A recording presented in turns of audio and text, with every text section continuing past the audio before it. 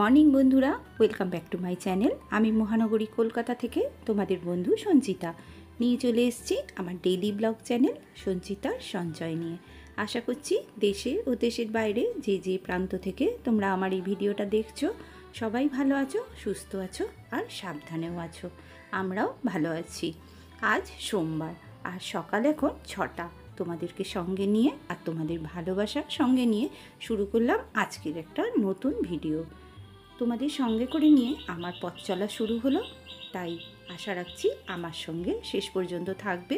যদি ভালো লাগে আজকের ভিডিওটা তাহলে আমার একটা লাইক, কমেন্ট, শেয়ার ও সাবস্ক্রাইব করে আমার পরিবারে থেকে যেও। আর যে সমস্ত বন্ধুরা আমার সঙ্গে অলরেডি আছো, আমাকে সাবস্ক্রাইব করে দিয়েছো, তাদেরকে অসংখ্য ধন্যবাদ আর আন্তরিকভাবে ভালোবাসা জানাচ্ছি। সবাই এইভাবেই আমার সঙ্গে থেকো। তো চলো, সকালবেলা এখন যেহেতু 6টা বাজে আর ওর বাবা তো বাইরে চলে গেছে তোমরা জানো, তা সেই জন্য ভাবলাম ঘরটা তো ফাঁকা, এই সময় ঘরটাকে পরিষ্কার করে নিই আর ভালো করে ঝাঁট দিয়ে পরিষ্কার করে একদম বেরিয়ে যাব। কারণ সকাল সকাল কাজগুলো সেরে নিলে তাহলে আমার আরও বাইরের অনেক কাজ থাকে। রান্নাঘরে চলে গেলে জানো বন্ধুরা আর ঘরে আসতে পারি না। তা আর থেকে থেকে যা বৃষ্টি শুরু হয়েছে সে তো আর বলার কথা নয়। বারবার বৃষ্টি হচ্ছে, আবার রোদ বেরোচ্ছে। তা আজকে একটু ওয়েদারটা ভালো আছে যেহেতু, তা সকাল থেকে দেখলাম মুখ গোমড়া করে আছে আকাশ, কিন্তু কখন বৃষ্টি নামবে জানি না, তাই ভাবছি কটা কেচে দেব। ওর বাবা তো সব রেখে দিয়ে চলে গিয়েছিল। ওর বাবার বেশ কিছু জামা বাড়ির পরার এদিক ওদিক পড়ে আছে। আর জানো বন্ধুরা, এই বর্ষাকালে জামা কাপড় রেখে দিলে না ভীষণ একটা বিচ্ছিরি স্যাঁতসেঁতে গন্ধ হয়। সেই জন্য ভাবলাম যে জামা কাপড়গুলো ভালো করে একটুখানি কেচে দিই। আর জানো আমি তো ইজিতে কাচি, সেই জন্য জামা কাপড়ে কিন্তু একদমই গন্ধ হয় না। কেচে দিলেও কিন্তু জানো বন্ধুরা, ডিটারজেন্টে কাচলে না ভীষণ একটা বিচ্ছিরি গন্ধ থাকে জামা কাপড়ে, যদি শুকনো না হয়। আর বিশেষ করে হয় যেগুলো মানে ব্যালন টাইপের যে জিনিসগুলো আর কি, সিনথেটিক, সেই সমস্ত জিনিসে কিন্তু যদি শুকনো না হয় তাহলে দেখবে একটা খুব বিচ্ছিরি গন্ধ হয়। ঘরটা তো আমার পরিষ্কার করা হয়ে গেল, এইবারে বাসনটাও মেজে নেব। কারণ জানো বন্ধুরা, আমার এই কড়াটা এত নোংরা হয়েছিল যে কি বলবো। এই কড়াটাতে দেখলাম এত নোংরা হয়েছে, আর আমার না ভীষণ হাতে ব্যথা, আমি না একদম কড়া মাজতে পারি না জানো। তাই জন্য ভাবলাম যে এতে এত বিচ্ছিরি দাগ হয়ে যাচ্ছে, তাহলে একটুখানি মাটি নিয়ে এসে মাজা যাক। কারণ এখন তো আমাদের ছাই পাওয়াই যায় না বলতে গেলে। আর সেই জন্য, আর তোমরা বলো তো বন্ধুরা, আমার মনে হচ্ছে যে কোথাও থেকে কি ছাই চেয়ে নিয়ে বাড়িতে আসতে আছে, সেটাতে কি বাড়ির কোনো অশুভ কোনো কিছু ইঙ্গিত করে কি আমি সেটা কিন্তু জানি না। তাই জন্য আমাদের এখানে একটা চায়ের দোকান আছে, সেখানে বলেছিলাম ছাই নিয়ে আসার কথা। তারপর আমার মন থেকে যেন মনে হলো যে বাইরে থেকে ছাই নিয়ে আসবো বাড়িতে, সেখান থেকে যদি আবার কোনো নেগেটিভ এনার্জি আসে। তোমাদের যদি কারোর জানা থাকে এই বিষয়ে তাহলে আমাকে একটু বলো তো যে বাইরে থেকে ছাই বাড়িতে আনতে আছে কি না। তা সেই জন্য ভাবলাম পাচ্ছি না যখন, তাহলে একটুখানি মাটি নিয়ে আসি বাইরে থেকে, নিয়ে এসে আর কড়াটা মাজি। তা দেখো কড়াটা কিন্তু বেশ পরিষ্কার হয়েছে আর সাদা হয়েছে। তেমনভাবে পরিষ্কার করতে পারিনি, তবে বেশ অনেকটাই সাদা হয়েছে। আর জানো এখনের এই যে মশলাগুলোতে ওই হলুদ মনে হয় রং দেওয়া থাকে নাকি কে জানে, কোনো তরকারি করলে না পুরো এই কড়ার মধ্যে লেগে যায় হলুদ রংটা। আর কীরকম অস্বস্তি হয় বলো, রান্না করতে গেলে একদমই দেখতে ভালো লাগে না কিন্তু। তো চলো, বাসনগুলো আমার মাজা হয়ে গেছে। যেহেতু এখন ওয়েদারটা একটু ভালো আছে সেই জন্যই জামাগুলো ভিজিয়েছিলাম, কিন্তু কি জানি এখন কপালে কি আছে। যেহেতু শ্রাবণ মাস পড়ে গেছে আর হঠাৎ হঠাৎ করে কিন্তু বৃষ্টি আসছে, যেখানে মেঘ দাঁড়াচ্ছে সেখানেই বৃষ্টি হচ্ছে। তাই জন্য ভাবছি যে তাড়াতাড়ি করে ধুয়ে আর মেলে দেবো।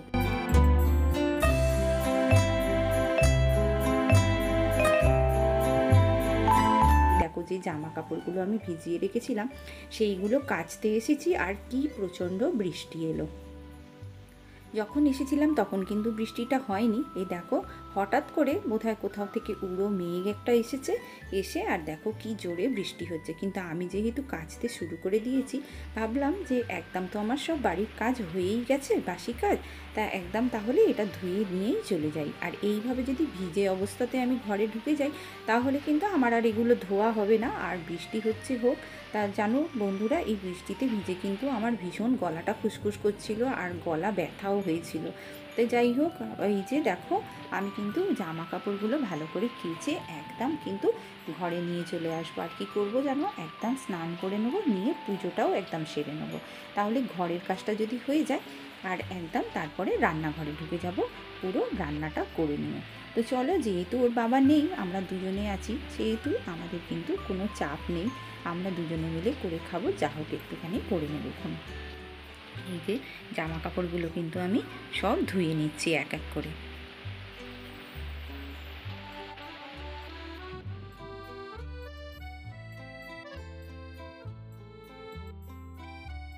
তা আমি দেখেছি বাজার মার্কেট হিসাবে যে ইজি কিন্তু অনেক সস্তা।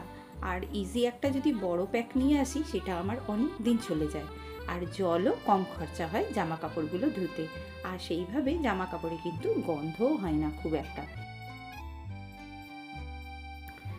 যেহেতু বৃষ্টি শুরু হয়ে গেছে তাই জন্য জামা কাপড়গুলো কিন্তু আমি ঘরে দিয়ে দিলাম। আর একদম দেখো স্নানটা সেরে আমি ঘরে চলে এসেছি, কারণ এত ভিজে গিয়েছিলাম যে আমার গায়ের ওপর দিয়ে জল না দিলেই নয়।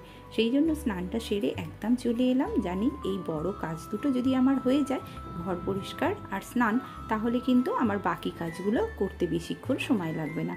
আর জানো বন্ধুরা, আমি একদম পুজোটাও এর সঙ্গে করে নেব। আর দেখো উনি নিজে একটুখানি সাজুগুজু করে নিয়ে আর একদম চলে যাব পুজো করতে। তো চলো তোমরা আমার সঙ্গে থাকো, আমার সঙ্গে দেখতে থাকো। তো চলো বন্ধুরা, তোমরা যারা আমাকে কমেন্ট করেছিলে তারা হচ্ছে মৌসুমি ব্লগ জোন, তুমি বলেছ অনেক সুন্দর হয়েছে দিদিভাই ভিডিওটি, ভালোবাসা রইল। তো তোমাকেও অনেক ভালোবাসা জানাই। মহাদেব গার্ডেন, তুমি বলেছ বন্ধু হলাম, ভালোবাসা জানিয়েছ, তোমাকেও অনেক ভালোবাসা দিলাম।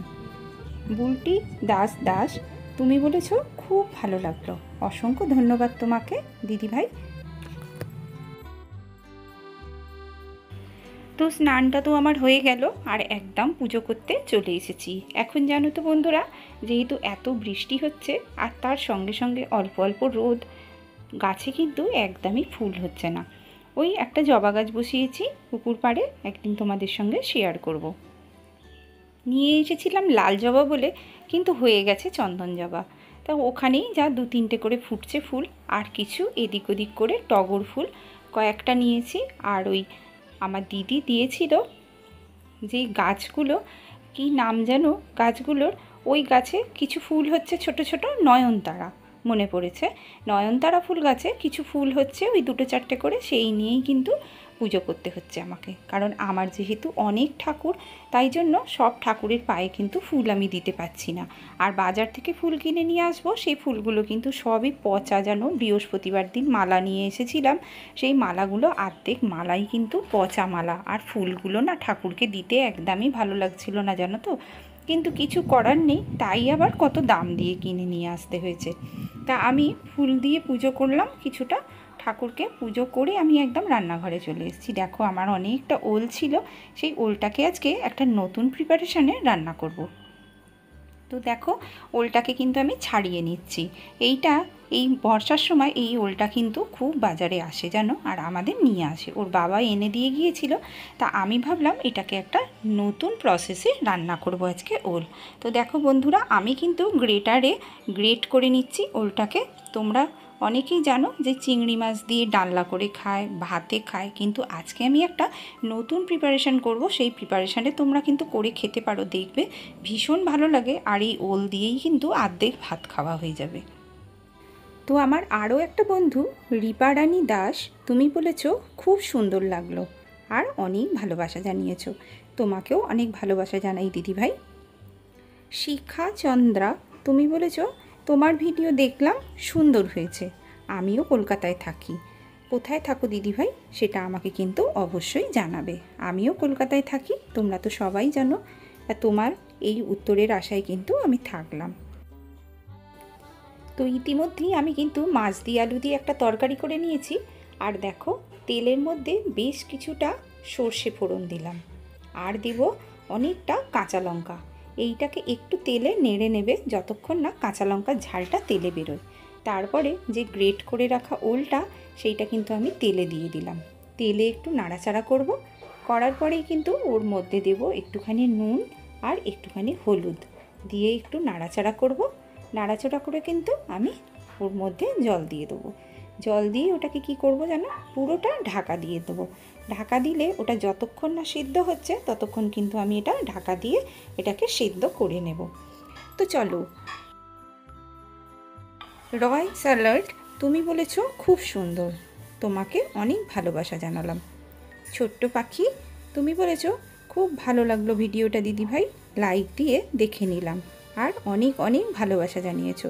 তোমাকেও অনেক ভালোবাসা জানালাম ভাই। এইভাবে সবাই আমার পাশে থেকো। আর তোমাদের একটা লাইক আর একটা কমেন্ট আমাকে যে কতটা ইন্সপায়ার্ড করে তা সেটা তোমরা ভাবতেও পারবে না বন্ধু। এইভাবে সবাই আমার পাশে থেকো আর আমাকে ইন্সপায়ার্ড করার জন্য তোমাদের খুব ধন্যবাদ জানাচ্ছি আমি আন্তরিকভাবে। তো দেখো এই ওলটা কিন্তু নেড়ে নেড়ে আমি নাবিয়ে নেব এবার। আর নাবানোর আগে একটুখানি কিন্তু কাঁচা তেল দিয়ে দিয়েছি, দিয়ে এটাকে না ঢাকা দিয়ে রেখে দেবে বেশ কিছুক্ষণ, যতক্ষণ না ঠান্ডা হয়। তারপরে এটাকে তুলবে, দেখবে কড়া থেকে পুরোটা উঠে আসবে। আর দেখো দুপুরবেলা আমি ভাত খেতে শুরু করে দিয়েছি।